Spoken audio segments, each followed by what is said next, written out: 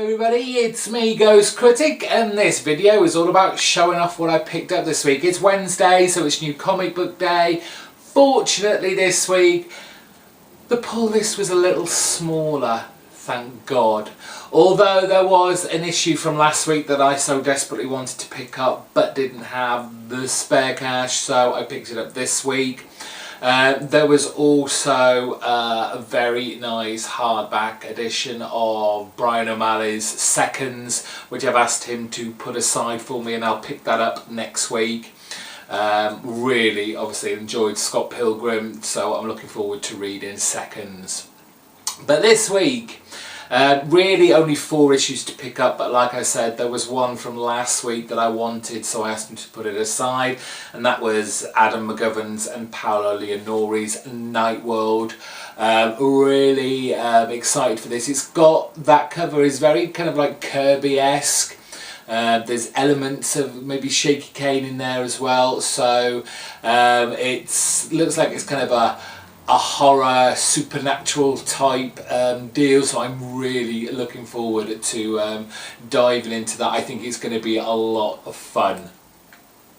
On to this week's new stuff. Shutter issue 5.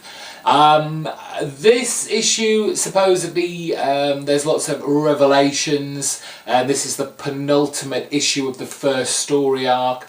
We're going to find out how Kate Christopher, why she gave up the adventuring lifestyle. I've said in past reviews of this that it had a bit of a crazy, frenetic start. It was like a kid with attention deficit disorder. It was just all over the place, and as much as I enjoyed the first issue, the next couple got a bit crazy and messed up, and I wasn't sure whether I was going to enjoy it.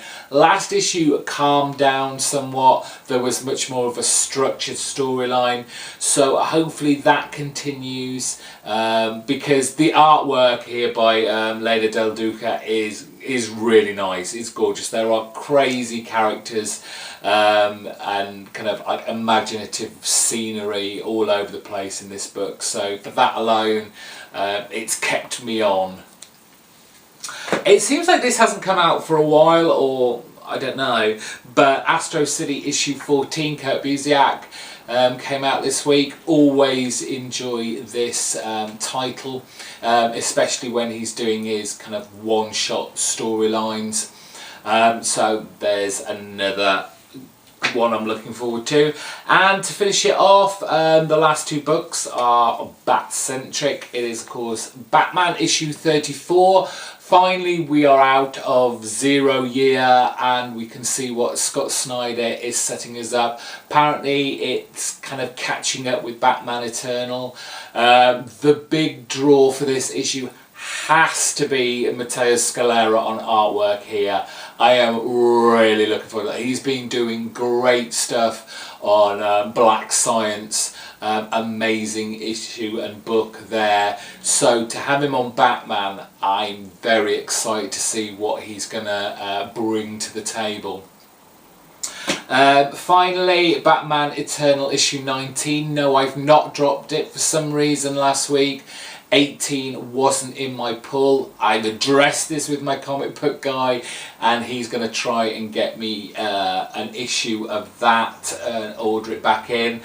Interesting cover, because we've got Batgirl and we've got Red Hood, but in the kind of corner here there's kind of a blurred image of the Joker's face.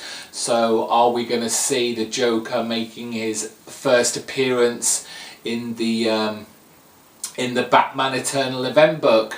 And they are all my comics. Check out Monday's question of the week video, where I've posed you a question regarding Marvel's 75th Omnibus Extravaganza that they're putting out in November. I answered a bunch of your questions. Really enjoyed doing that, and I'm just waiting some questions from you for next week's video. So when you've done watching this, go to my channel page, come down a little bit below the kind of featured video and you will see my latest videos that I've made. It's the one just before this. Until Friday, where I'll be talking about the comics that I've just shown you, giving my opinions, thoughts, reviews of them. Bye bye.